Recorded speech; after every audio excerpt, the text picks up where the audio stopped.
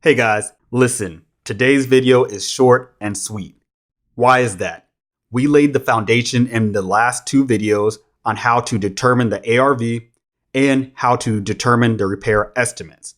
If you have a firm grasp on those two concepts, this actually is really easy.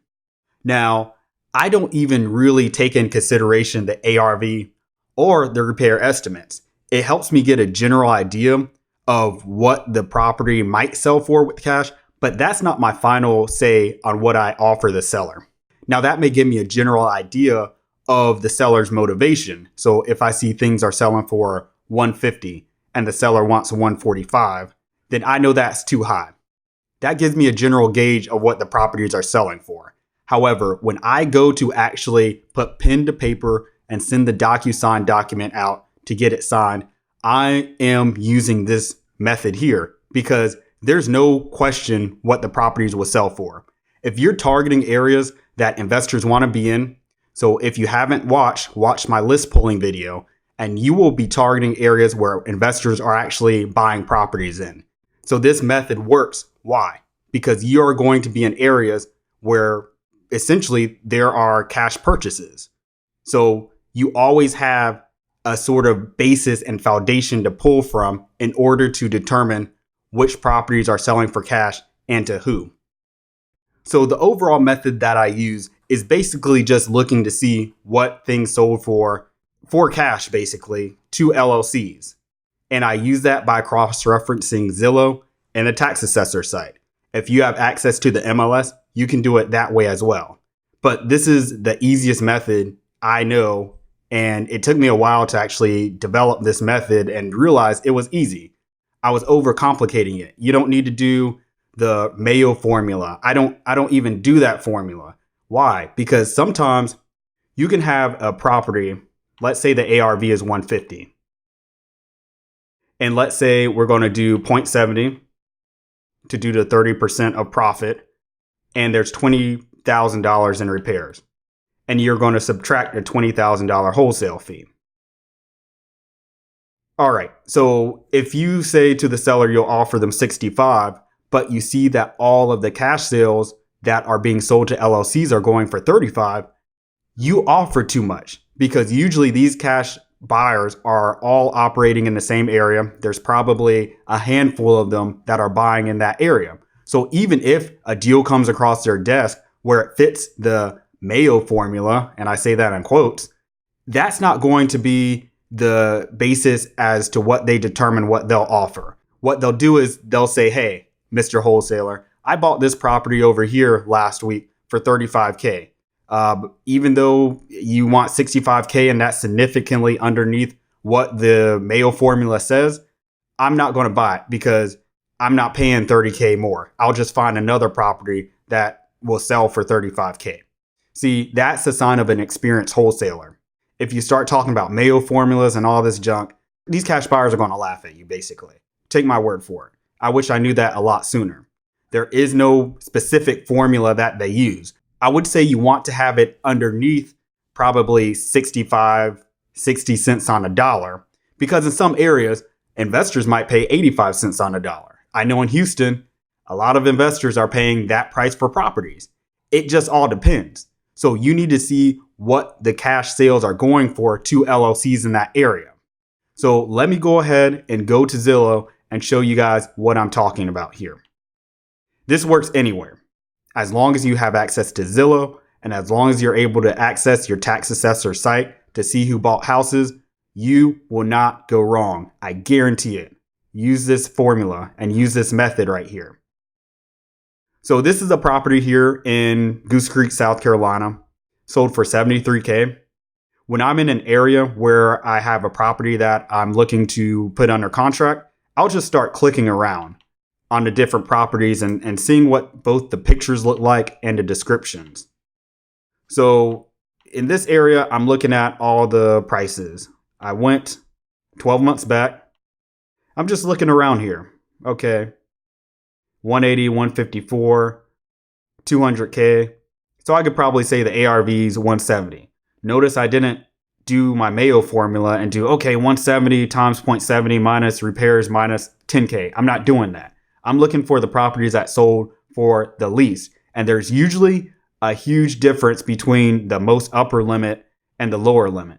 So you can see, let's say, okay, 172 here and then 73K, right? So this property right here is in the same neighborhood. It was built around the same time frame as this property right here. So 910 square feet. This one is 1,200 square feet. So it's a little bit of difference. So to adjust for square footage, I'd probably put the ARV around 150K. Or maybe even 145K. But this is 2 beds. It's 3-2. Okay, that's a 2-2. So, all right. So this is 73K and 172K. That's a drastic difference. So if I were to just do my Mayo formula off of this, 172 times 0.70 minus, let's just say 25K, and then minus, usually it's like a 10K assignment fee. That'll put my maximal allowable offer at 85K, even though investors are probably paying 70K for these properties, regardless of square footage, right? So let's click on this house right here and let's look at the description. Currently between leases and in renovation/refurbishment. Only offers on an as-is basis and make me move price point will be considered. This is only an exploratory option as an alternative to completing renovation and searching for tenants. Literally make me move. Must email before any call will be taken. So a few key things here. As is and renovation. So this is probably somebody who lived in the house and who is in the middle of renovating it, or this was their first house and they moved and they were looking at renovating and renting it out. So what does this tell us? This tells us right here that this is a property that sold for cash, sold for 73K, and it sold for cash. No property in as-is condition usually is going to qualify for a loan. Banks have very strict qualifications, especially after the recession. They have very strict qualifications with qualifying people for loans. The property has to be in very good condition, not as-is condition. So let's go to the county's tax assessor site to actually see if this is an LLC purchase. And look right here, 823 Property Management. So this person right here, he sold it for 73K. And it goes in line with what's on Zillow here. 73K, 73K. And it was sold to a property management company. Boom. $73,000. So if I had a property that had this exact square footage, was built around the same time, and had the same beds and baths, I would say, okay, 73K is about where I need to be at. And what I'll do is I'll back out my assignment fee. And I may say, okay, I know in this area I could pull a 10K assignment fee. I'll say, Mr. Seller, I'll offer you 60K. They'll say 65. And I'll say, hey, why don't we just split the difference and you meet me at 63? All right, that sounds good, CC. Send me the contract. Easy as that. Guys, we're not overcomplicating this thing. It's as simple as that, literally. I know I can make a video on this that goes on and on for like 2 hours. I can literally make a video that long, but that's all I do. I look at what the LLC sales are going for and I back out my assignment fee because I know if I do get a property in this area under contract for 63K, only thing I have to do is Google 823 Property Management in South Carolina and find their phone number and call them and say I have a deal at, let's say 73K because they bought a house for 73K over here. And guess what? Do you think they're going to do the deal with me? Absolutely. They're going to do the deal with me because they already bought a property over there. And I know they're an investor because their LLC name is 823 Property Management. And here they are right here. Only thing I'd have to do is just find their phone number. Look, here's the person who owns it. David Manzi. And as simple as that, I have not only the price I know I can move it at, but also a buyer. That's it, guys. That is it. I mean, I do that in every single market and it works in every market that I'm in right now. So that's the quick and dirty way of how I generate my cash offers for properties. I literally just go around and I look for properties that sold for cash.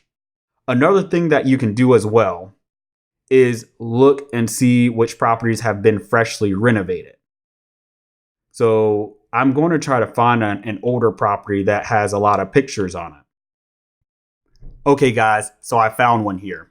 What you want to look for are properties that have been renovated and completely rehabbed. So this property right here has been completely rehabbed by an investor. I can tell it's an investor that did it. Why? Because it's neutral walls all throughout the property. You know, it has hardwood floor or laminate hardwood floor.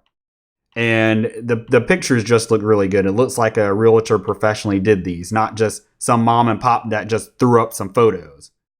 So yeah, it has hardwoods in the kitchen, which you won't see tile in the kitchen. You'll see hardwood floors in the kitchen and carpets in the bedroom. So what we can do is actually go down to the price and tax history, and we can look and see when it was sold for a lower price. So in April 2nd of 2019, it was sold for $80K. And then it was listed for sale. Now, this is interesting. It was sold. So really, sometimes Zillow is a little bit off as far as when they register the sale. So this probably happened a month earlier. So it was probably sold in early March, and Zillow registered that it sold in April. Right? So they did their renovation, took them a month, which is about right for a property like this. And they listed it for sale for $150. And that thing sold quick. They did not have to reduce the price at all. So this just lets you know it's a hot area. And this also lets us know, based on this turnaround time, that this was an investor that did the rehab.